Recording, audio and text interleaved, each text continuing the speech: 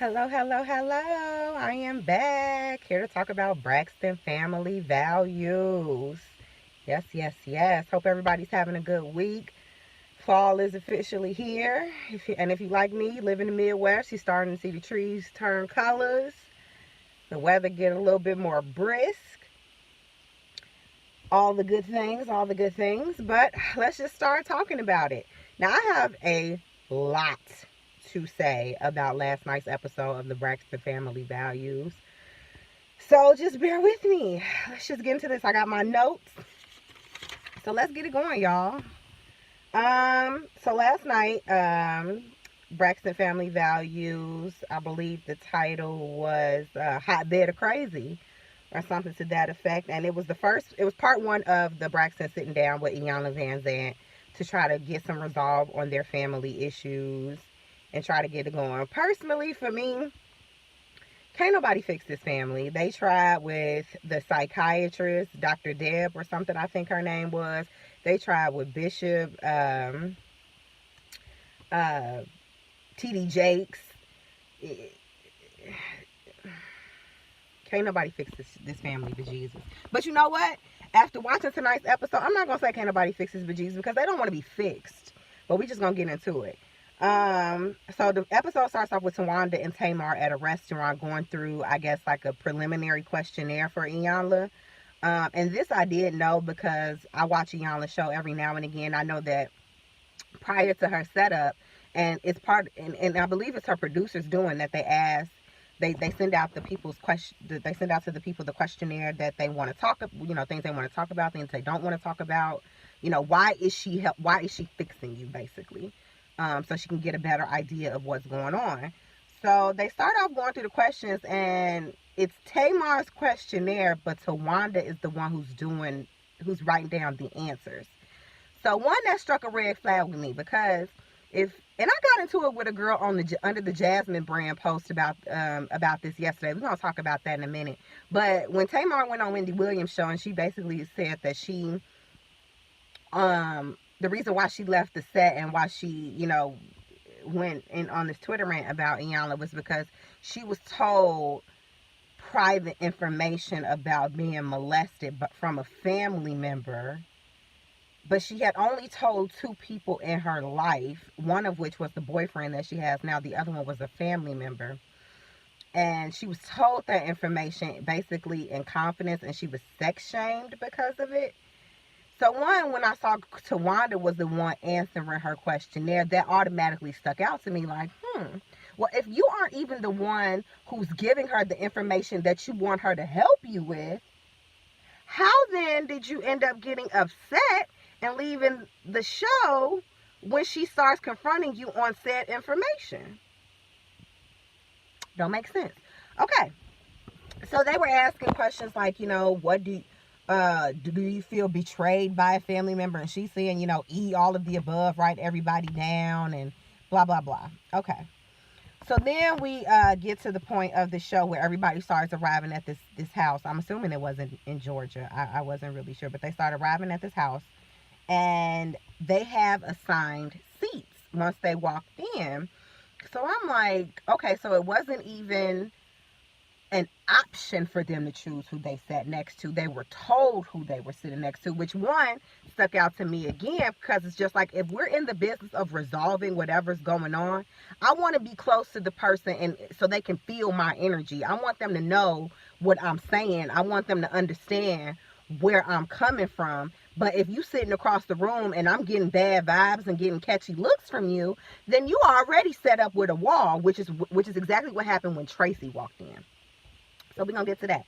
So I believe they had Trina sitting next to her mom, sitting next to Tamar, sitting next to Tawanda, sitting next to Iyanla. And then on the other side of the floor was Michael Braxton Sr., Tracy, Tony. So to me, that set a dynamic already. One, you have mom and dad facing each other. We know that, like Miss Iyanla said, the fish stinks from the head. So you got them facing each other. They can't run. They right in each other's eye view.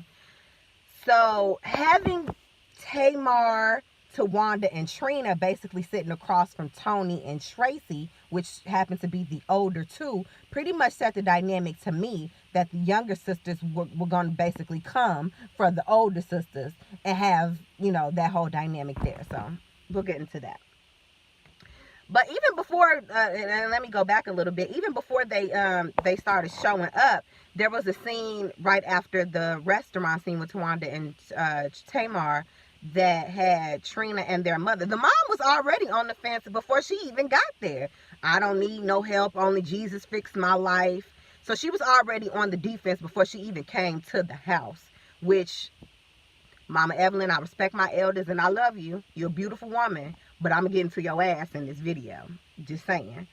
So, what you scared of? What you don't want to be there for? Your women are grown. Obviously, your grown kids have grown woman issues that stem from childhood, which is where you were the responsible one. So, we just going to, whatever. So, let me get into my notes. And right after that, there was a scene with Tracy and her dad. Now, to me, I learned a lot about Tracy and her relationship in this first video when it comes to not just her sisters, but with her parents. One, geographically, she lives closer to her father. The dad still lives in Maryland. That's where she lives. So she's a sister who spends the most time with the father. And that became more apparent last season when they had the new Mrs. Braxton come to Mexico when... And nobody really knew her but Tracy, because Tracy says she spent time with her. She knows her because they live close together. To me, I learned a lot about Tracy because to me, Tracy is the most of the daddy's girls of all of them.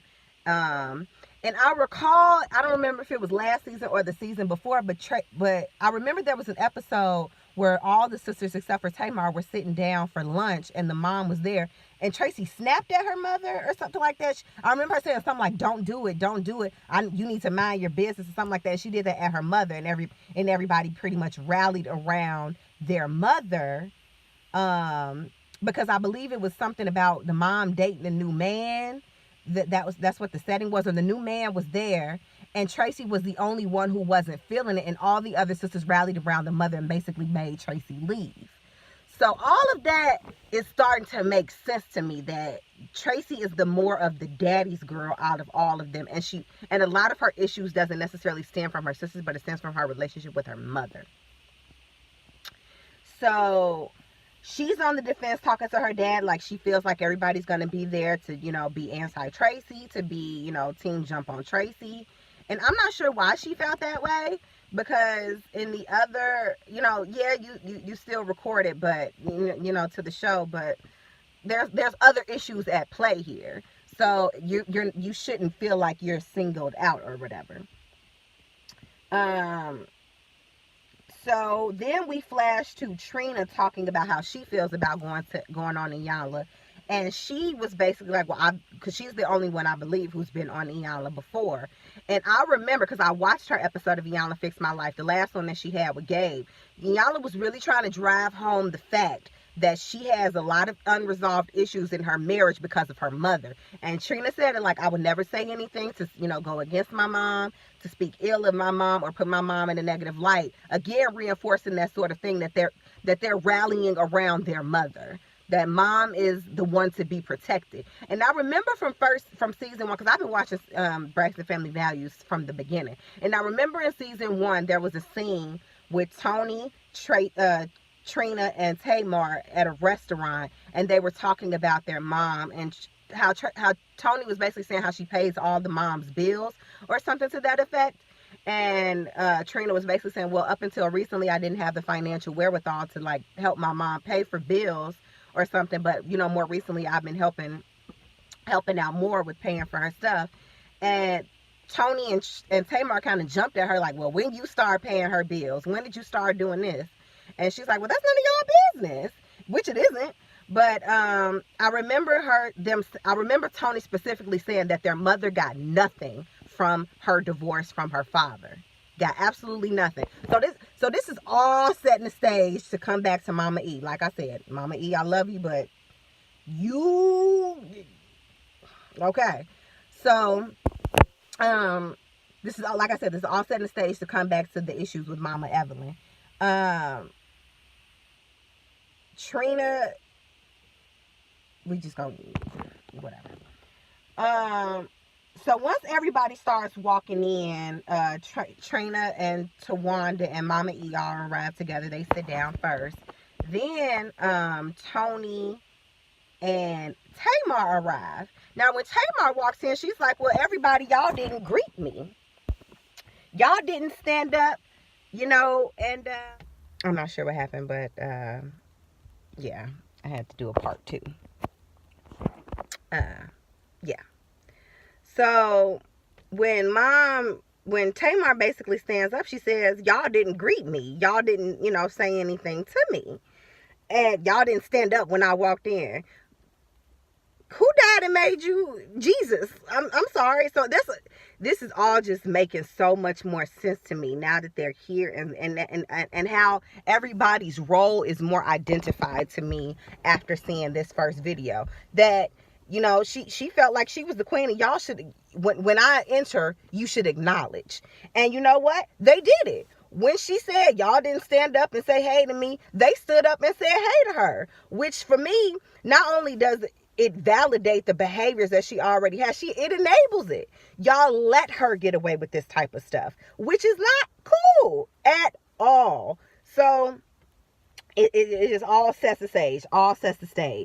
Then she started, I believe, like texting on her phone, and then Tony tells her, put your phone down. You can put your phone down for an hour. She's like, well, I got things to do, production this, production that. I have stuff to do. Jesus on the main line, yada, yada, yada.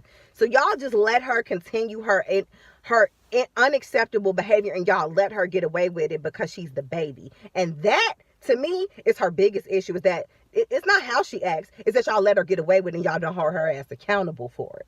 Okay? So once Iyanla sits down, she basically says, why am I here? She goes around the room. She asks everybody, why am I here? What do you want? What do you need? How can I help you? She asked Tony. Tony's the only one who spoke. She was like, well, why? It's 6 other people in this room. Why aren't y'all speaking? And she asked Tracy, and Tracy's like, well, I don't know why I'm here. She asked Mama Evelyn. She said, I don't know why I'm here. And so Iyanla automatically reads that Mama Evelyn is on the defense. She said she came in her war color. She came in red. She came, ready for war and gonna do the damn thing. So to me, it all coming back. And then so then it goes on she goes on then to ask them, well, what are the Braxton family values? You guys y'all live by this code. What is it? They say things like we stick together, we keep family first. Let me rewind. She asked them, when did it change for y'all? What happened? Go back to a time before Tony's record deal, before y'all record deal, before the TV show, before all of that. How was life? What happened? What was going on then? They reminisce on stories about how they used to sing all the time. Tracy told a story about how she put a perm in Tamar's hair and it took out all her hair, and they started laughing. So then she's basically trying to get them to go back, reminisce.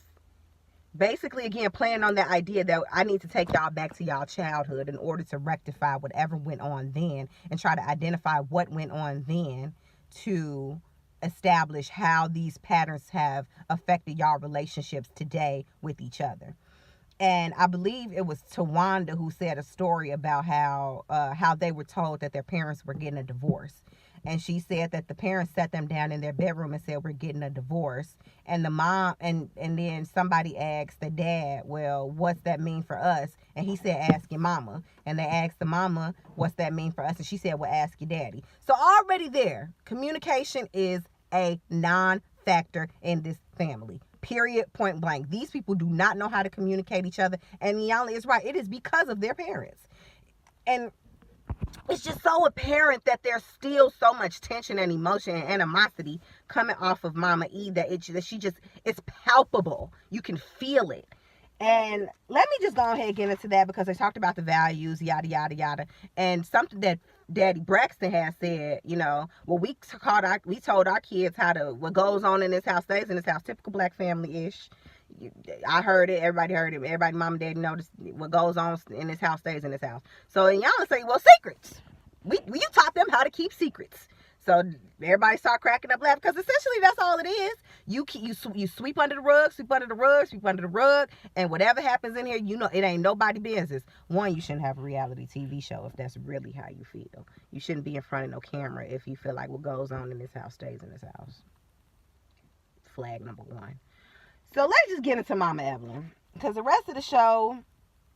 Oh, quickly, let me talk about the ending of the episode, because I got into it with a girl on the Jasmine brand post about, because they posted a clip of what happened at the end of the episode with Iyanla storming off. She basically told them, y'all wasting my time. Don't know. And Trina reaffirmed it by saying, see, I keep telling everybody, it's not me, Tawanda, and Tracy that don't want to work. It's the other two. Toni has always carried herself that she is the queen bee. I do what I want to do. And in the previews for next week's episode, she basically comes out and says that I don't like my family. If they weren't my family, they would not be my friends. And she carries herself that way, that she better than them. You know, I'm the star, and I'm gonna act like it, and y'all gonna follow in line, or y'all not.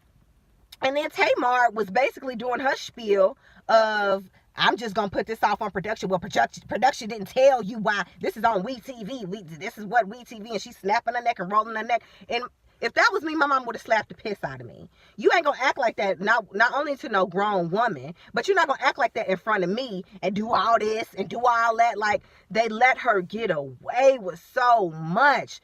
And I don't understand why.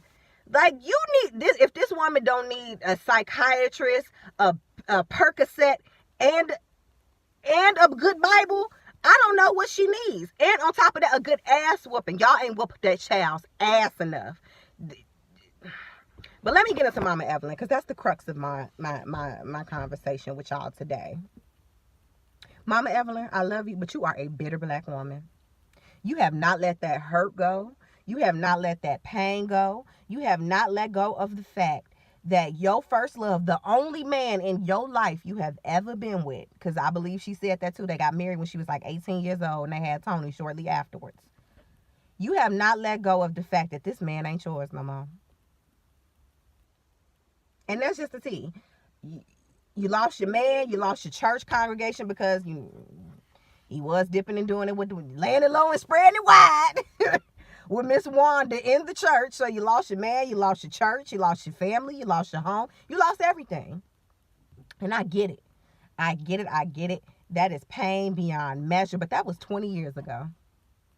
And whatever transpired in your, and I believe Daddy Braxton when he say I wasn't the only one who was at fault of my divorce. I believe it like he ain't said nothing else that was the truth after watching this episode. You have no respect for what a true communicating person is. You have your lack of admitting when somebody is wrong. Your lack of acknowledging when you are at fault, or when your children are at fault in a situation is so apparent and so in your face that it's disturbing. And you have allowed what has happened to you to breed into all of your children. And I'm gonna go back to what I mentioned about Tracy, how she's more closer with her father. I think that the issues that lies with Tracy is that she sees her mother as that bitter black woman. Because remember, Tracy is the only one who's still married to her first husband. Nobody else. None of the other sisters is married to her. I believe Trina's been divorced twice. Tamar's been divorced twice. Vince was not her first husband. Let's get the T correct. Vince was not her first husband. Toni's been divorced from the dude from New Edition, Mint Condition. And then Tawanda was married to Andre. So Tracy is the only one who's still in that family, I believe, because I don't know about Michael Braxton Jr. In that family who's still married to her first spouse. And I believe that something in her relationship with that makes her treat Tracy differently, because she's like, your husband, because it's been said that Tracy's husband cheated on her, but she stayed and she's still loyal to him. And something about her makes that treat Tracy differently, and it makes Tracy view her mother differently, because She's bitter. You got to let that go. And the fact that you let these women disrespect another person in front of you and you allow it, that is not okay. You got to understand that that all of their issues stem from y'all. And until you identify that and until you accept that, and until you accept that, this y'all kids ain't never gonna be right. Never, ever, ever, ever gonna be right. So I look forward to seeing part 2. I'm ready to get into it. It's Braxton Family Values, y'all.